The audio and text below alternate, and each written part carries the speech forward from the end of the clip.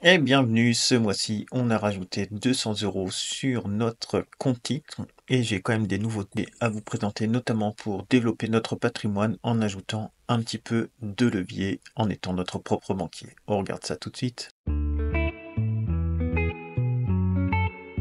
Notre portefeuille de Giro. Alors aujourd'hui, on a une valeur totale de 603,56 €. J'ai rajouté 200 € ce mois-ci que j'ai investi dans sept parts nouvelles de notre ETF à dividende qui est ici, qui est actuellement en plus-value de 7,72 €. Et j'ai rien touché, vous voyez, sur le TF pour le moment obligataire. Donc il continue lui aussi à faire sa vie. Il va nous verser le 23 octobre, vous voyez, 64 centimes, comme le mois dernier, c'était 64 ou 65 centimes, parce que c'est un ETF, donc les obligations rentrent, sortent, ça bouge un petit peu. Mais globalement, ça tourne autour de ça en ce moment. 64 centimes.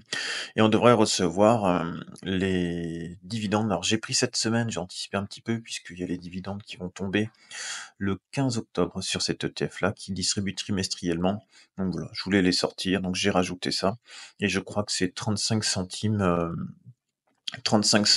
d'euros par d'ETF. Alors qu'est-ce que ça va nous donner? 600 €, vous voyez, on a augmenté nos revenus annuels à 28 € de dividendes. On voit la valeur totale de notre portefeuille qui fait les petits escaliers, là, tous les mois, on prend un petit peu, là c'est 200 €, peut-être qu'on mettra plus, des fois moins, on fera ce qu'on peut surtout. Les revenus passifs, donc là on peut voir toujours notre ETF obligataire, et les petites pointes là, aux alentours des 8 €, c'est notre ETF à dividende. Alors sachant que là ils ont mis 0,58 parce qu'ils ont divisé la somme par 4, mais il y a des mois qui versent plus, des mois qui versent moins. Là on est dans un mois qui verse un peu moins, donc aux alentours des 0,35, donc ça fera dans les 4 € à peu près. Sur ce mois-ci. Je voulais vous faire voir quelque chose qu'on va faire éventuellement pour développer ce portefeuille. C'est-à-dire que là, moi, je prends des choses qui sont quand même assez stables. Alors, c'est de l'obligataire. Vous voyez, il y a eu un crack obligataire. Depuis, les taux, ils ont remonté. Parce qu'un ETF obligataire va à l'inverse, finalement, des taux. Si les taux montent, votre ETF obligataire perd de la valeur. Et puis généralement, si les taux baissent, votre ETF obligataire prend de la valeur. Ça fonctionne à l'inverse des taux. Et là, ce qui s'est passé, c'est qu'en 2020-2021, les taux, ils étaient très bas, aux alentours de 0, voire même des fois négatifs, et puis ils sont montés très rapidement à 5%. Mais très très rapidement, ce qui fait qu'il y a eu quand même un crack obligataire de à peu près 30%, je sais plus, et que là, ça commence à se stabiliser.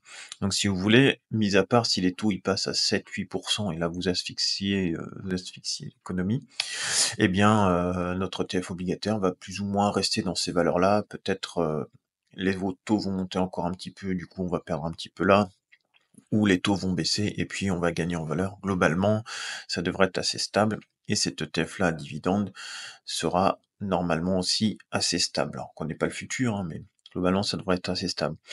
Ce qui fait qu'on va pouvoir, vous voyez, avec cet espace libre-là, générer un emprunt. Alors moi, dans l'idée, ce que je voudrais faire, c'est pas sortir plus de 30%. Vous voyez, il y a 600 €. Je voudrais sortir 200 €, voilà, de cette partie-là, espace libre. En gros, c'est un prêt. Et puis faire un prêt, je crois que les taux actuellement sont à 5,25. Sauf qu'au lieu d'emprunter à la banque, eh bien, c'est De Giro qui vous prête de l'argent et tous les mois, vous allez rembourser des intérêts. Vous remboursez pas de capital, enfin, vous remboursez si vous voulez, mais vous pouvez très bien laisser le capital à 200 € de prêt et rembourser à 5,25 en ce moment. Alors ça, c'est pareil, les taux changent, mais globalement, là, maintenant, c'est assez stable. Donc si on emprunte 200 € à 5,25, vous voyez, ça nous ferait environ 88 centimes d'euros à rembourser chaque mois. Donc dans l'idée, ce serait d'emprunter ces 200 € là, que nos dividendes, on le voit, couvrent largement notre valeur d'intérêt. Donc là, on sait qu'on a 28 € et en gros, on va rembourser 10 € par an d'intérêt. Donc ça va couvrir nos intérêts. Et puis les 200 €, on va les sortir et puis on investira dans de l'immobilier, ce qui fait qu'on fera du levier. Mais le but, c'est que ce soit toujours quasiment 100% passif, vous voyez. Et c'est l'avantage d'un portefeuille comme ça, c'est qu'il faut que ce soit 100 passif. Vous prenez pas la tête avec la bourse, les hausses, les baisses, tout ça, c'est pas intéressant. Là, mettons, si vous rentrez alors moi j'ai déjà des parts chez Hirokozen, donc sinon le ticket d'entrée c'est 5 000 €, mais globalement, c'est 202 € la part. Vous voyez, vous faites un prêt, donc la part, c'est comme si vous l'aviez à 0, on va dire, et vous avez une dette chez De Giro de 200 €. Votre immobilier chez Hirokozen à 7,12 ça c'est pareil, ça peut varier, vous rapporterait 14,38 € brut par an. Donc dans l'idée, ce serait avec vos 600 €, avec nos 600 € d'investis, vous voyez, on lève 200 € de dette. Nos revenus annuels de nos placements boursiers viennent rembourser le prêt qu'on fait chez De Giro. Et puis après, les loyers de cette SCPI-là viendraient soit rembourser du capital à 14 € à peu près par an, entre 10 et 14 € selon le, le bonus, quoi, selon les loyers.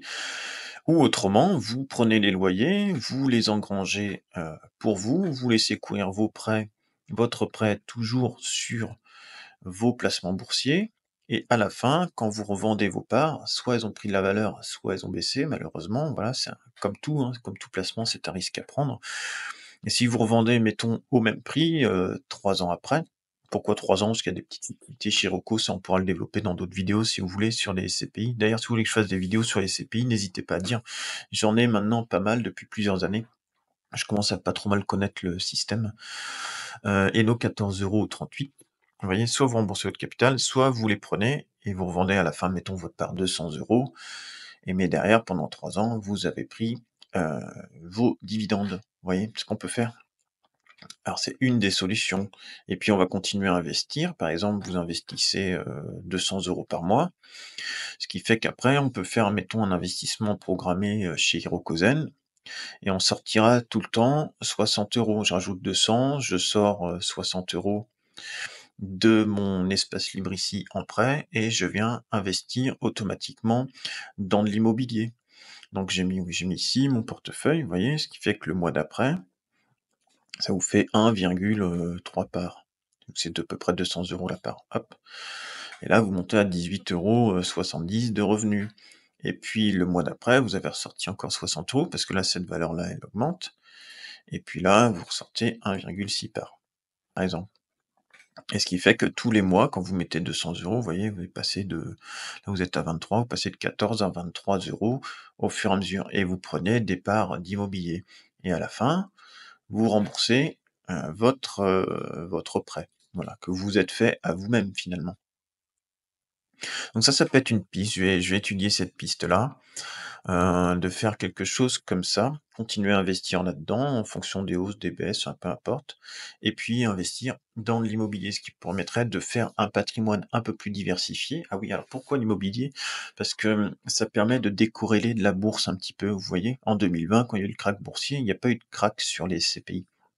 Ce qui fait que même là, si vous avez un krach boursier, le but, c'est de ne pas avoir d'appel de marge. Si ça descend beaucoup là, et que vous atteignez une certaine valeur ici, sur votre espace dispo, eh bien, en gros, De Giro va vous dire: «Bah oui, mais là, vos produits boursiers, ils ont trop baissé, il faut rajouter de l'argent, sinon on vous les vend et nous, on se rembourse parce qu'il y a trop de risques par rapport à votre prêt».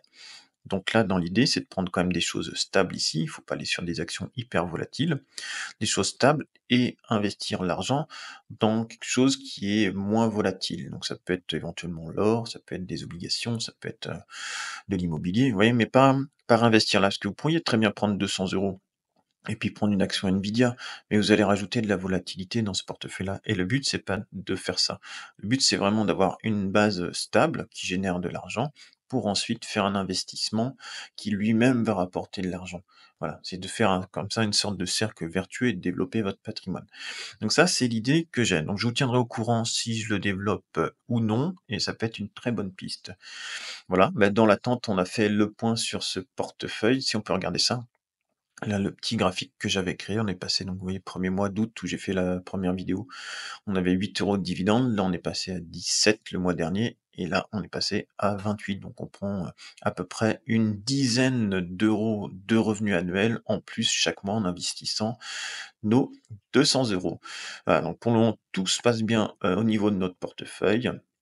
On n'a pas fait une perf, exceptionnelle, vous voyez, hein, c'est pas un portefeuille qui va générer du on a plus 2,55 et ici on est à plus, 0,12 en latent, vous voyez? C'est pas un portefeuille qui fait des perfs de fou, il est pas fait pour ça. Il est fait pour se créer un patrimoine, un complément de retraite en faisant les choses intelligemment. Voilà, n'hésitez pas à me dire si vous pratiquez un petit peu ce genre de choses-là, sur des prêts comme ça que vous pouvez vous faire à vous-même.